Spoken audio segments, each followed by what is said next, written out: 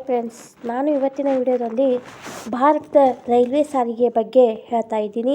ಈ ಭಾರತದ ರೈಲ್ವೆ ಸಾರಿಗೆ ಕ್ವಶನ್ಗಳು ನಿಮಗೆ ಈಗ ಮುಂದೆ ಬರ್ತಕ್ಕಂಥ PSTR, GPSTR, HSTRಗಳಲ್ಲಿ ಕೇಳ್ತಕ್ಕಂಥ ಕ್ವಶನ್ ಆ್ಯಂಡ್ ಆನ್ಸರ್ಗಳಾಗಿರುವುದರಿಂದ ನಾನು ಇವತ್ತಿನ ವಿಡಿಯೋದಲ್ಲಿ ಭಾರತದ ರೈಲ್ವೆ ಸಾರಿಗೆಗೆ ಸಂಬಂಧಪಟ್ಟಂಥ ಕ್ವಶನ್ ಆ್ಯಂಡ್ ಆನ್ಸರ್ಗಳನ್ನು ಈ ವಿಡಿಯೋ ಮುಖಾಂತರ ನಿಮಗೆ ಹೇಳ್ತಾ ಇದ್ದೇನೆ. ಈ ವಿಡಿಯೋ ನಿಮಗೇನಾದರೂ ಇಷ್ಟ ಆದರೆ ಲೈಕ್ ಮಾಡಿ, ಶೇರ್ ಮಾಡಿ, ಕಮೆಂಟ್ ಮಾಡಿ, ಹಾಗೆ ಸಬ್ಸ್ಕ್ರೈಬ್ ಮಾಡ್ಕೊಳ್ಳೋದನ್ನು ಮರಿಬೇಡಿ. ಮುಂದಿನ ವಿಡಿಯೋದಲ್ಲಿ ನಿಮಗೆ ಯಾವ ಥರ ಕ್ವಶನ್ ಆ್ಯಂಡ್ ಆನ್ಸರ್ಗಳು ಬೇಕಂತ ಕಮೆಂಟ್ ಸೆಕ್ಷನಲ್ಲಿ ಹಾಕಿರಿ. ಹಾಗೆ ಈ ವಿಡಿಯೋ ನಿಮಗೇನಾದರೂ ಇಷ್ಟ ಆದರೆ ಲೈಕ್ ಮಾಡಿ, ಶೇರ್ ಮಾಡಿ, ಕಮೆಂಟ್ ಮಾಡಿ, ಹಾಗೆ ಸಬ್ಸ್ಕ್ರೈಬ್ ಮಾಡ್ಕೊಳ್ಳೋದನ್ನು ಮರಿಬೇಡಿ. ನಮ್ಮ ಚಾನಲ್ಗೂ ಕೂಡ ಸಪೋರ್ಟ್ ಮಾಡಿ ಅಂತ ಕೇಳ್ತಾ ಈ ವಿಡಿಯೋವನ್ನು ಸ್ಟಾರ್ಟ್ ಮಾಡೋಣ ಬನ್ನಿ. ಭಾರತದ ರೈಲ್ವೆ ಸಾರಿಗೆಗೆ ಸಂಬಂಧಪಟ್ಟಂಥ ಕ್ವಶನ್ ಆ್ಯಂಡ್ ಆನ್ಸರ್ಗಳನ್ನು ನೋಡ್ತಾ ಹೋಗೋಣ. ಮೊದಲನೇ ಪಾಯಿಂಟನ್ನು ನೋಡೋಣ. ಜಗತ್ತಿನ ರೈಲ್ವೆ ಪಿತಾಮಹ ಜಾರ್ಜ್ ಸ್ಟಿಫನ್ ಅವರು ಆಗಿರ್ತಾರೆ. ನೋಡಿ ಫ್ರೆಂಡ್ಸ್, ಇಲ್ಲೇ ಜಗತ್ತಿನ ರೈಲ್ವೆ ಪಿತಾಮಹ ಜಾರ್ಜ್ ಸ್ಟಿಫನ್ ಅವರು ಆಗಿರ್ತಾರೆ. ಹಾಗೆ ನೆಕ್ಸ್ಟ್ ಪಾಯಿಂಟನ್ನು ನೋಡೋಣ. ಭಾರತದ ರೈಲ್ವೆ ಪಿತಾಮಹ ಲಾರ್ಡ್ ಡಲ್ಹೌಸಿ ಅವರು. ನೋಡಿ ಫ್ರೆಂಡ್ಸ್, ಇಲ್ಲೇ ಜಗತ್ತಿನ ರೈಲ್ವೆ ಪಿತಾಮಹ ಯಾರಪ್ಪ ಅಂತಂದ್ರೆ ಜಾರ್ಜ್ ಸ್ಟಿಫನ್ ಅವರು. ಭಾರತದ ರೈಲ್ವೆ ಪಿತಾಮಹ ಲಾರ್ಡ್ ಡಲ್ಹೌಸಿ ಅವರು ಆಗಿರ್ತಾರೆ. ಭಾರತದ ಮೆಟ್ರೋ ರೈಲ್ವೆ ಪಿತಾಮಹ ಯಾರಪ್ಪ ಅಂತಂದ್ರೆ ಶ್ರೀಧರನ್ ಅವರು ಆಗಿರ್ತಾರೆ. ಭಾರತದ ಮೆಟ್ರೋ ರೈಲು ಪಿತಾಮಹ ಶ್ರೀಧರನ್. ಜಗತ್ತಿನಲ್ಲಿ ಮೊದಲು ರೈಲು ಓಡಿಸಿದ ಸ್ಥಳ ಅಂತಂದು ಕ್ವಶನ್ ಇದೆ. 1825ರಲ್ಲಿ ಡಾರ್ಜಿಲಿಂಗ್ಟನ್ನಿಂದ ಸ್ಟಾಕ್ಟನ್ವರೆಗೆ 1825ರಲ್ಲಿ ಜಗತ್ತಿನ ಮೊದಲ ರೈಲು ಓಡಿರ್ತಕ್ಕಂಥ ಸ್ಥಳವಾಗಿರ್ತದೆ. ಹಾಗೆ ಭಾರತದಲ್ಲಿ ಮೊದಲು ರೈಲು ಓಡಿದ ಸ್ಥಳ ಅಂತಂದು ಕೇಳಿದ್ದಾರೆ. 1853ರಲ್ಲಿ ಏಪ್ರಿಲ್ 16ರಂದು ಮುಂಬೈಯಿಂದ ಥಾನಾವರೆಗೆ ಭಾರತದಲ್ಲಿ ಮೊದಲು ರೈಲು ಓಡಿದ ಸ್ಥಳವಾಗಿರ್ತದೆ. ನೋಡಿ ಫ್ರೆಂಡ್ಸ್, ಇಲ್ಲೇ ಜಗತ್ತಿನ ಮೊದಲು ರೈಲು ಓಡಿದ ಸ್ಥಳ 1825 ಅದು ಎಲ್ಲಪ್ಪ ಅಂತಂದ್ರೆ ಡಾರ್ಜಿಲಿಂಗ್ಟನ್ನಿಂದ ಸ್ಟಾಕ್ಟನ್ವರೆಗೂ ಓಡ್ತದೆ. ಹಾಗೆ ಭಾರತದ ಮೊದಲು ರೈಲು ಓಡಿದ ಸ್ಥಳ ಯಾವುದಪ್ಪ ಅಂತಂದ್ರೆ 1853ರಲ್ಲಿ ಏಪ್ರಿಲ್ 16ರಂದು ಮುಂಬೈಯಿಂದ ಥಾನಾವರೆಗೆ ಭಾರತದ ಮೊದಲು ರೈಲು ಓಡಿರ್ತಕ್ಕಂಥ ಸ್ಥಳವಾಗಿರ್ತದೆ. ಭಾರತದಲ್ಲಿ ಮೊಟ್ಟ ಮೊದಲ ಬಾರಿಗೆ ಪ್ರಯಾಣಿಕರನ್ನು ಹೊತ್ತು ಸಾಗಿದ ರೈಲು ಯಾವುದಪ್ಪ ಅಂತಂದ್ರೆ 1854ರಲ್ಲಿ ಹೌರಾ ಇಂದ ಹುಬ್ಳಿವರೆಗೂ ಸಹಿತ ಭಾರತದ ಮೊಟ್ಟ ಮೊದಲ ಬಾರಿಗೆ ಪ್ರಯಾಣಿಕರನ್ನು ಹೊತ್ತು ಸಾಗಿದ ರೈಲಾಗಿರ್ತದೆ.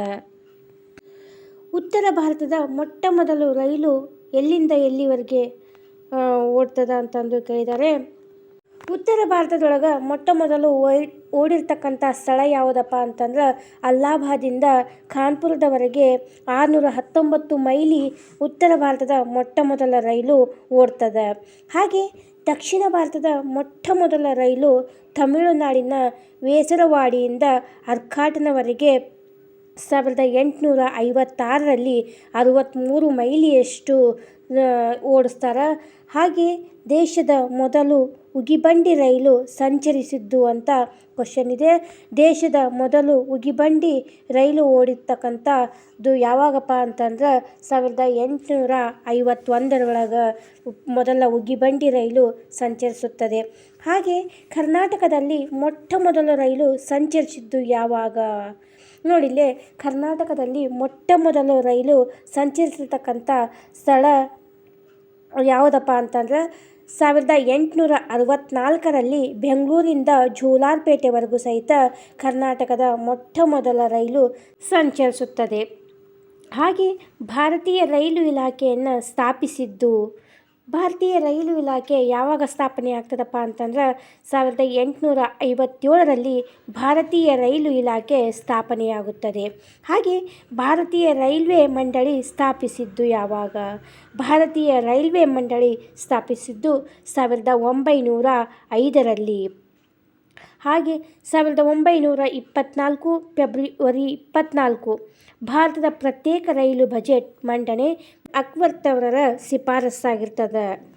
ಸ್ವತಂತ್ರ ಭಾರತದ ಮೊದಲ ರೈಲ್ವೆ ಮಂತ್ರಿ ಯಾರಾಗಿದ್ದರು? ಸ್ವತಂತ್ರ ಭಾರತದ ಮೊದಲ ರೈಲ್ವೆ ಮಂತ್ರಿ ಅವರು ಆಗಿರ್ತಾರೆ. ದೇಶದಲ್ಲಿ ರೈಲ್ವೆ ಬಜೆಟ್ ಮಂಡಿಸಿದ ಏಕೈಕ ಮಹಿಳೆ. ನೋಡಿ ಫ್ರೆಂಡ್ಸ್, ಇಲ್ಲೇ ರೈಲ್ವೆ ಬಜೆಟ್ ಮಂಡಿಸಿದ ಏಕೈಕ ಮಹಿಳೆ ಯಾರಪ್ಪ ಅಂತಂದ್ರೆ ಅವರೇ ಮಮತಾ ಬ್ಯಾನರ್ಜಿ ಅವರು ಆಗಿರ್ತಾರೆ. ಅತಿ ಹೆಚ್ಚು ರೈಲ್ವೆ ಬಜೆಟ್ ಮಂಡಿಸಿದವರು ಯಾರಪ್ಪ ಅಂತಂದ್ರೆ ಅತಿ ಹೆಚ್ಚು ರೈಲ್ವೆ ಬಜೆಟ್ ಮಂಡಿಸಿದವರು ಲಾಲು ಪ್ರಸಾದ್ ಕೇರಳದವರು ಆಗಿರ್ತಾರೆ. ಹಾಗೆ 1969ರಲ್ಲಿ ಮೊಟ್ಟ ಮೊದಲ ಸೂಪರ್ ಫಾಸ್ಟ್ ರೈಲು ಆರಂಭ ರಾಜಧಾನಿ ಎಕ್ಸ್ಪ್ರೆಸ್. ನೋಡ್ರಿ ಫ್ರೆಂಡ್ಸ್, ಇಲ್ಲೇ 1969ರಲ್ಲಿ ಮೊಟ್ಟ ಮೊದಲ ಸೂಪರ್ ಫಾಸ್ಟ್ ರೈಲು ಆರಂಭ ರಾಜಧಾನಿ ಎಕ್ಸ್ಪ್ರೆಸ್ ಆಗಿರ್ತದೆ. ಹಾಗೆ 18 ರೈಲ್ವೆ ವಲಯಗಳಿವೆ, ಅವುಗಳನ್ನು ನೋಡ್ತಾ ಹೋಗೋಣ. ಅತ್ಯಂತ ದೊಡ್ಡ ರೈಲ್ವೆ ವಲಯ ಉತ್ತರ ರೈಲ್ವೆ ವಲಯ, ಇದು ದೆಹಲಿಯಲ್ಲಿರ್ತಕ್ಕಂಥದ್ದು. ನೋಡ್ರಿ ಫ್ರೆಂಡ್ಸ್, ಇಲ್ಲಿ ಅತ್ಯಂತ ದೊಡ್ಡ ರೈಲ್ವೆ ವಲಯ ಯಾವುದಪ್ಪ ಅಂತಂದ್ರೆ ಉತ್ತರದ ರೈಲ್ವೆ ವಲಯ ದೆಹಲಿಯಲ್ಲಿರ್ತಕ್ಕಂಥದ್ದು. ಹಾಗೆ ಅತ್ಯಂತ ಚಿಕ್ಕ ರೈಲ್ವೆ ವಲಯ ಈಶಾನ್ಯ ಗಡಿ ವಲಯ, ಇದು ಅಸ್ಸಾಂ. ಅತ್ಯಂತ ಚಿಕ್ಕ ರೈಲ್ವೆ ವಲಯ ಈಶಾನ್ಯ ಗಡಿ ವಲಯ, ಇದು ಅಸ್ಸಾಂನಲ್ಲಿರ್ತಕ್ಕಂಥದ್ದು. ಹಾಗೆ 11,05,020 ಕಿಲೋಮೀಟರ್ ರೈಲು ಹಳಿಗಳ ಜಾಲವಿದೆ. ಭಾರತದ ಮೊಟ್ಟ ಮೊದಲ ರೈಲು ನಿಲ್ದಾಣ ಯಾವುದಪ್ಪ ಅಂತಂದ್ರೆ ಛತ್ರಪತಿ ಶಿವಾಜಿ ರೈಲು ನಿಲ್ದಾಣ, ಮುಂಬೈ. ಭಾರತದ ಮೊಟ್ಟ ಮೊದಲ ರೈಲು ನಿಲ್ದಾಣ ಛತ್ರಪತಿ ಶಿವಾಜಿ ರೈಲು ನಿಲ್ದಾಣ, ಮುಂಬೈಯಲ್ಲಿರ್ತದೆ. ಹಾಗೆ ಭಾರತದ ಅತಿ ಉದ್ದವಾದ ರೈಲು ನಿಲ್ದಾಣ ಗೋರಖ್ಪುರದಲ್ಲಿರ್ತದೆ. 1.34 ಕಿಲೋಮೀಟರ್ನಷ್ಟು ಇದೆ. ಹಾಗೆ ದೇಶದ ಉದ್ದವಾದ ರೈಲು ಮಾರ್ಗ ದಿಬ್ರುಗಢ್ ಇಂದ ಕನ್ಯಾಕುಮಾರಿ. ದೇಶದ ಅತಿ ವೇಗದ ರೈಲು ವಂದೇ ಭಾರತ ಎಕ್ಸ್ಪ್ರೆಸ್ ಅಥವಾ ಟ್ರೈನ್ 180 km/h. ನೋಡಿ ಫ್ರೆಂಡ್ಸ್, ಇಲ್ಲಿ ದೇಶದ ಅತಿ ವೇಗದ ರೈಲು ಯಾವುದಪ್ಪ ಅಂತಂದ್ರೆ ಅದೇ ವಂದೇ ಭಾರತ್ ಎಕ್ಸ್ಪ್ರೆಸ್ ಅಥವಾ ಟ್ರೈನ್ 18 ಅಂತ ಕರೀತದೆ. ಇದು ನೋಡ್ರಿ 4 ಅವರ್ ಎಷ್ಟು ಕಿಲೋಮೀಟರ್ ಓಡ್ತದಪ್ಪ ಅಂತಂದ್ರೆ 180 km/h ಓಡ್ತಕ್ಕಂಥ ರೈಲು ಯಾವುದು ಅಂದ್ರೆ ವಂದೇ ಭಾರತ್ ಎಕ್ಸ್ಪ್ರೆಸ್ ಆಗಿರ್ತದೆ ಅಥವಾ ಟ್ರೈನ್ 18 ಆಗಿರ್ತದೆ. ಏಡ್ಸ್ ಬಗ್ಗೆ ಜಾಗೃತಿ ಮೂಡಿಸುವ ರೈಲು ರೆಡ್ ರಿಬ್ಬನ್ ಎಕ್ಸ್ಪ್ರೆಸ್. ನೋಡ್ರಿ ಫ್ರೆಂಡ್ಸ್, ಇಲ್ಲಿ ಏಡ್ಸ್ ಬಗ್ಗೆ ಜಾಗೃತಿ ಮೂಡಿಸಿರ್ತಕ್ಕಂಥ ರೈಲು ಯಾವುದಪ್ಪ ಅಂತಂದ್ರೆ ಅದೇ ರೆಡ್ ರಿಬ್ಬನ್ ಎಕ್ಸ್ಪ್ರೆಸ್ ರೈಲ್ ಆಗಿರ್ತದೆ. ಹಾಗೆ ರವೀಂದ್ರನಾಥ್ ಟ್ಯಾಗೂರ್ ಜೀವನ ಚರಿತ್ರೆ ಸಾರುವ ರೈಲು ಸಂಸ್ಕೃತ್ ಎಕ್ಸ್ಪ್ರೆಸ್ ಆಗಿರ್ತದೆ. ನೋಡಿ ಫ್ರೆಂಡ್ಸ್, ಇಲ್ಲಿ ರವೀಂದ್ರನಾಥ್ ಟ್ಯಾಗೂರ್ ಅವರ ಜೀವನ ಚರಿತ್ರೆಯನ್ನು ಸಾರ್ತಕ್ಕಂಥ ರೈಲು ಯಾವುದಪ್ಪ ಅಂತಂದ್ರೆ ಸಂಸ್ಕೃತ್ ಎಕ್ಸ್ಪ್ರೆಸ್ ಆಗಿರ್ತದೆ. ಅತಿವೃಷ್ಟಿ ಮತ್ತು ಅನಾವೃಷ್ಟಿ ಸಂದರ್ಭದಲ್ಲಿ ಆಹಾರ ಒದಗಿಸುವ ರೈಲು ಯಾವುದಪ್ಪ ಅಂತಂದ್ರೆ ಗಡಿ ಭಾರತ್ ಎಕ್ಸ್ಪ್ರೆಸ್ ರೈಲು. ಇದು ಅತಿವೃಷ್ಟಿ ಮತ್ತು ಅನಾವೃಷ್ಟಿಯ ಸಂದರ್ಭದಲ್ಲಿ ಆಹಾರ ಒದಗಿಸ್ತಕ್ಕಂಥ ರೈಲಾಗಿದೆ. ವಿಶ್ವ ಪಾರಂಪರಿಕ ಪಟ್ಟಿಗೆ ಸೇರಿದ ಭಾರತದ ಒಟ್ಟು ರೈಲು ನಿಲ್ದಾಣಗಳು ಅಂತಂದು ಇದೆ. ವಿಶ್ವ ಪಾರಂಪರಿಕ ಪಟ್ಟಿಗೆ ಸೇರಿದ ಭಾರತದ ಒಟ್ಟು ರೈಲು ನಿಲ್ದಾಣಗಳು 5. ವಿಶ್ವದ ಅತಿ ಎತ್ತರದ ರೈಲು ನಿಲ್ದಾಣ ಯಾವುದಪ್ಪ ಅಂತಂದ್ರೆ ಕ್ವಿಂಗ್ವಾಯಿ ಆಗಿರ್ತದೆ. ಇದು ಟಿಬೇಟ್ನಲ್ಲಿ ಇರ್ತಕ್ಕಂಥದ್ದು. ಭಾರತದ ಅತಿ ಎತ್ತರದ ರೈಲ್ವೆ ನಿಲ್ದಾಣ ಯಾವುದಪ್ಪ ಅಂತಂದ್ರೆ ಪಶ್ಚಿಮ ಬಂಗಾಳದ ಗೋಮಾ ಅಂತಕ್ಕಂಥದ್ದು. ನೋಡಿ ಫ್ರೆಂಡ್ಸ್, ಇಲ್ಲಿ ಭಾರತದ ಅತಿ ಎತ್ತರದ ರೈಲ್ವೆ ನಿಲ್ದಾಣ ಪಶ್ಚಿಮ ಬಂಗಾಳದ ಗೋಮವಾಗಿರ್ತದೆ. ಹಾಗೆ ಭಾರತದಲ್ಲಿ ಒಂದು ಅಡೆತಡೆ ಇಲ್ಲದೆ ಸಂಚರಿಸುವ ರೈಲು. ಭಾರತದಲ್ಲಿ ಒಂದು ಅಡೆತಡೆ ಇಲ್ಲದೇ ಇರತಕ್ಕಂಥ ಸಂಚರಿಸ್ತಕ್ಕಂಥ ರೈಲು ಯಾವುದಪ್ಪ ಅಂತಂದ್ರೆ ತ್ರಿವೇಂದ್ರಂ ಎಕ್ಸ್ಪ್ರೆಸ್. ಇದು ಎಲ್ಲಿಂದ ಎಲ್ಲಿವರೆಗೆ ಸಂಚರಿಸುತ್ತಪ್ಪ ಅಂತಂದ್ರೆ ದೆಹಲಿಯಿಂದ ಕೇರಳದವರೆಗೆ ಸಂಚರಿಸ್ತಕ್ಕಂಥ ರೈಲು. ಇದು ಭಾರತದಲ್ಲಿ ಒಂದು ಅಡೆತಡೆ ಇಲ್ಲದೆ ಸಂಚರಿಸ್ತಕ್ಕಂಥ ರೈಲಾಗಿದೆ. ರೈಲು ಮಾರ್ಗದ ವಿಧಗಳು. ರೈಲು ಮಾರ್ಗದಲ್ಲಿ 3 ವಿಧಗಳಿವೆ. ಅವು ಯಾವಪ್ಪ ಅಂತಂದ್ರೆ ಬ್ರಾಡ್ ಗೇಜ್ 1.676 ಮೀಟರ್ನಷ್ಟಿದೆ. ಹಾಗೆ ಮೀಟರ್ ಗೇಜ್ ಇದು 1 ಮೀಟರ್ನಷ್ಟು ಇರ್ತಕ್ಕಂಥದ್ದು. ನ್ಯಾರೋ ಗೇಜ್ ಇದು 0.762 ಮೀಟರ್ನಷ್ಟು ಇರ್ತಕ್ಕಂಥದ್ದು. ನೋಡಿ ಫ್ರೆಂಡ್ಸ್, ಇಲ್ಲೇ ರೈಲು ಮಾರ್ಗದ ವಿಧಗಳು 3: ಬ್ರಾಡ್ ಗೇಜ್, ಮೀಟರ್ ಗೇಜ್ ಹಾಗೂ ನ್ಯಾರೋ ಗೇಜ್ ಅಂತಂದು 3 ವಿಧಗಳನ್ನು ಹೊಂದಿರತಕ್ಕಂಥದ್ದು ರೈಲು ಮಾರ್ಗದ ವಿಧಗಳಾಗಿವೆ. ನೋಡಿ ಫ್ರೆಂಡ್ಸ್, ಇಲ್ಲೇ ನಾನು ಇಲ್ಲಿಯವರೆಗೆ ಭಾರತದ ರೈಲ್ವೆ ಸಾರಿಗೆ ಬಗ್ಗೆ ನನಗೆ ತಿಳಿದಿರ್ತಕ್ಕಂಥ ಕೆಲವೊಂದಿಷ್ಟು ಪಾಯಿಂಟ್ಸ್ಗಳನ್ನು ಈ ವಿಡಿಯೋ ಮುಖಾಂತರ ನಿಮಗೆ ಹೇಳಿದೆ.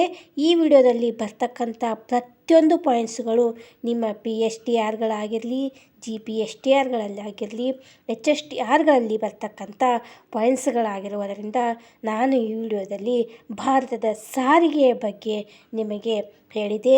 ಈ ವಿಡಿಯೋ ನಿಮಗೇನಾದರೂ ಇಷ್ಟ ಆದರೆ ಲೈಕ್ ಮಾಡಿ, ಶೇರ್ ಮಾಡಿ, ಕಮೆಂಟ್ ಮಾಡಿ, ಹಾಗೆ ಸಬ್ಸ್ಕ್ರೈಬ್ ಮಾಡ್ಕೊಳ್ಳೋದನ್ನು ಮರಿಬೇಡಿ.